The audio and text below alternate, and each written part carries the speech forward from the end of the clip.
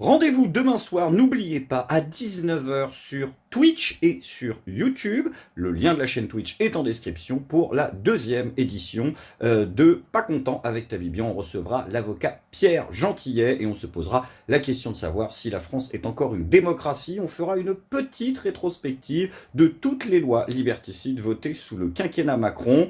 Sur ce, je vous souhaite un très bon épisode et je vous dis à demain pour le live et peut-être même un JSPC dans l'après-midi si on a le temps. Bon épisode.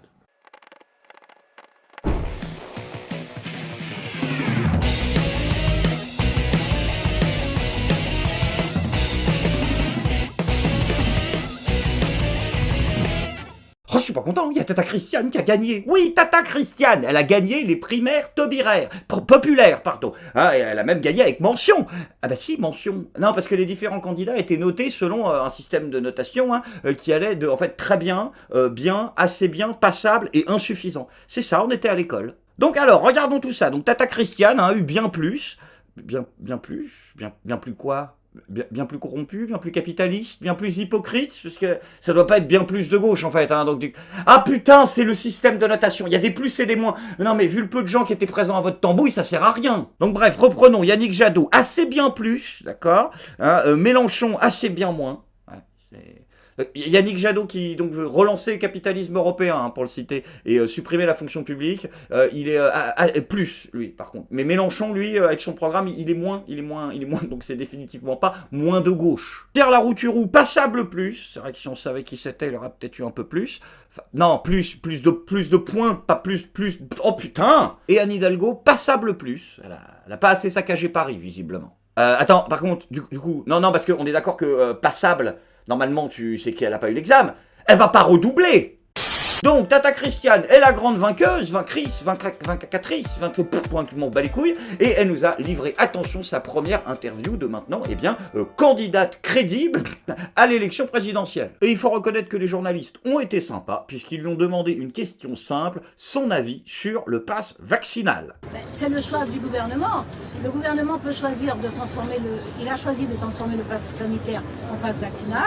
Il peut choisir de rendre la vaccination obligatoire. C'est à lui qu'il revient de faire ses choix. Ouais, alors Christiane, faut couper les intros. Non mais vraiment, parce que on est au courant que c'est le gouvernement qui mène et conduit la politique de la nation. Parce que, en fait, là, t'es pas là pour donner un cours de droit constitutionnel. T'es là pour dire que Macron, c'est de la merde. Vous auriez les mêmes choix, vous, sur ce pass? Vous auriez fait le même choix? Vous êtes en accord? Je comprends pas la question. Vous pouvez répéter la question? Non mais qu'est-ce que tu comprends pas? C'est pas compliqué comme question au départ. Je veux dire, si là tu plantes, débat de premier tour, c'est mal barré. Je sens qu'on va avoir droit à un numéro de flûte. Pass vaccinal, pass sanitaire. Vous dites que c'est le Je choix du comprends pas la gouvernement. question parce qu'il y a le choix du gouvernement qui le fait en tant qu'autorité du Et gouvernement. qu'en pensez-vous, vous? Moi, je pense que, je l'ai dit très clairement, moi, je suis en confiance sur la science, je suis en confiance sur la médecine, je suis en confiance et en gratitude. Quoi? Attends, j'en peux plus. Pourtant, ça fait 40 secondes que t'es candidate. Donc t'as confiance sur la science, sur la médecine, ça soit dessus pour bien les étouffer, mais en gratitude. Non, c'est plus une conférence de presse, c'est un spectacle de Dieudonné. Sur les personnes qui recherchent, qui proposent des solutions, qui fournissent des solutions, sur les personnes qui soignent, une immense reconnaissance pour les soignants. Et pour les soignants, il est bon de rappeler qu'ils travaillent dans des conditions extrêmement difficiles et que la question des services publics, et notamment des services publics hospitaliers, est une question extrêmement difficile. Non mais c'est très long, on s'en bat les couilles, réponds. Et lorsque le gouvernement, dans son rôle, à sa place, sous sa responsabilité, choisit de transformer le pass sanitaire en pass vaccinal et ne choisit pas la vaccination obligatoire, il doit néanmoins assurer les services publics hospitaliers, les moyens en effectif et en capacité d'accueil et de soins qui conviennent au choix politique qu'il fait. Ok, j'en ai marre. Non mais là c'est plus de la flûte, c'est le corps du Gondor. C'est pas possible. Démago, popu, à côté des questions, enfin, ou dessus, ça dépend. Tata Christiane, c'est pas forcément une bonne idée de répondre dans le sens du vent, alors qu'il est censé tourner dans 3 mois. Je pense que tu devrais plutôt commencer à faire comme les Républicains, moi. Non mais je te dis pas de retourner ta veste, mais commence à regarder l'état des doublures. Ils ont été honnêtes là-dessus, les Républicains. Républicains. Bah si, parce que y a Bruno Retailleau, il a dit il faudra sans doute réexaminer les fondamentaux de notre politique sanitaire dans quelques semaines. Donc traduction, ça veut dire pour l'instant on continue à tapiner pour la Macronie, mais d'ici 2-3 semaines max, on va commencer à faire semblant d'être dans l'opposition. Donc franchement, Tata Christiane, je pense qu'à un moment il faut arrêter de parler. Voilà, il faut faire comme dans Kaamelott, il faut laisser tes communicants peut-être éventuellement, tu vois. Je veux dire, t'as pas besoin de jacter, je veux dire, t'as qu'à les laisser mettre des trucs sur les affiches. Nous ne pouvons pas laisser les fonctionnaires se faire maltraiter de 50+. Voilà, pas besoin de le dire, c'est mieux quand c'est écrit. Attends, maltraité ER, hein, par contre. Bon, c'est pas grave, ça arrive. Le peuple en a assez d'être tenu à l'écart, d'être méprisé, ignoré. Sans accent sur le A, par contre. Ça va être long. Nous acceptons le débat, la contreverse, et nous sommes une démocratie moderne. Tu vois, c'est pour ça qu'elle a pas eu très bien, elle a eu que bien plus. C'est à cause de l'orthographe. C'est quand même paradoxal, tu trouves pas ? Bah, de gagner une primaire en ayant un niveau d'orthographe de primaire. Enfin bon, visiblement, en ce moment, l'orthographe ne semble pas être une priorité pour grand monde non plus. Bon après, soyez rassurés sur la forme, hein, c'est de la merde, mais sur le fond, heureusement, c'est de la merde aussi. En effet, Tata Christiane s'est déclarée, hein, si elle était élue présidente de la République, eh bien, favorable à la vaccination obligatoire. Qu'est-ce que tu ne comprends pas dans le principe d'opposition, putain ? Mais allô, tu es censé dire l'inverse de ce que pense et veut la Macronie. À quel moment? Non mais c'est pas possible là. Je veux dire, en plus c'est complètement ridicule. Parce que je veux dire, dans 3 semaines c'est chez nous, donc ça sert à rien de le dire là. Hein, mais si, c'est chez nous. Bah excusez-moi, l'Autriche vient d'être le premier pays européen à rendre la vaccination obligatoire. Donc je suis désolé, mais historiquement, en général, quand ça commence à tourner dictature dans le coin, bon, l'histoire nous a appris que ça mettait jamais très longtemps à arriver du côté de chez nous. Après attention, hein, je suis pas un expert de la discipline. C'est vrai que quand je vois le niveau des journalistes actuels, j'ai une petite tendance à revoir tous mes acquis concernant la Seconde Guerre mondiale. Comme avec Anne Frank, par exemple. Si Anne Frank, vous avez pas entendu? Bah si, Anne Frank, ça y est, les historiens ont découvert qui c'est qui l'avait dénoncé. Eh ben figurez-vous, c'est un notaire juif. Putain, quelle sale race. Les notaires.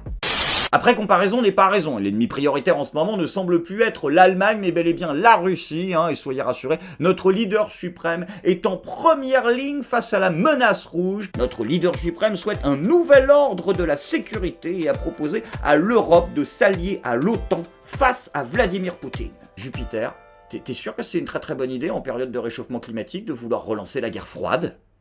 Ah, heureusement qu'il reste des politiciens qui sont là pour jouer la carte de la désescalade, hein, des gens responsables, comme Anne Hidalgo. Donc si Vladimir Poutine attaque, on fait rien.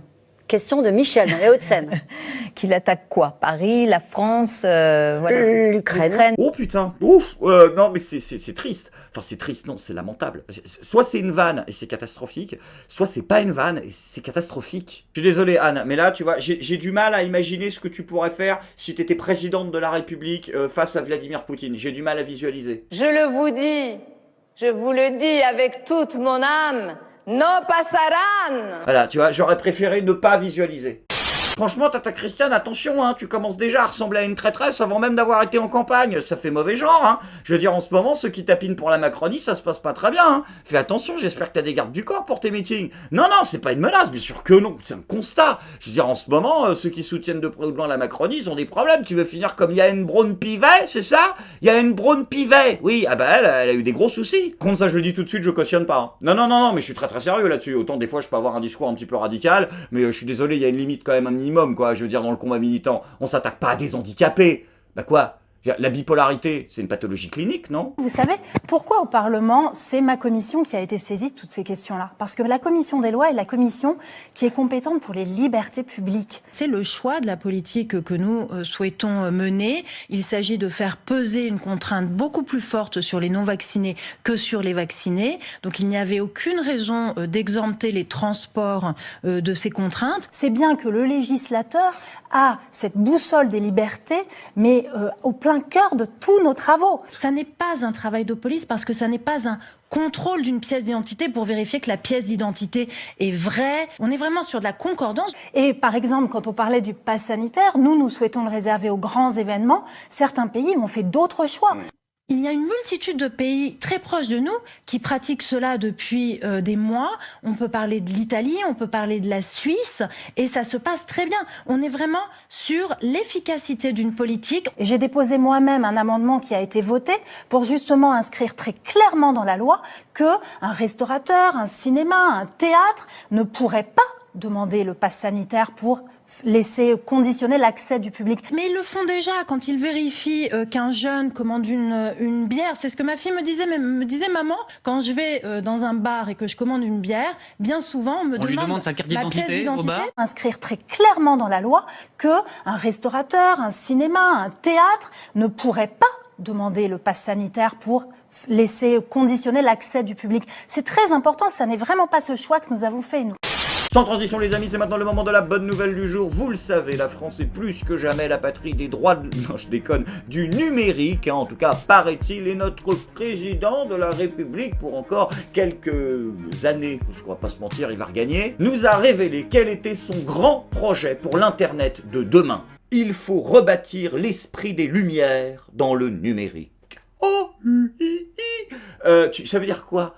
C'est quoi? Il faut rebrancher la prise ou il faut mettre Robespierre dans la Péritel? À quel moment vous allez arrêter avec la novlangue, putain? Ça veut rien dire.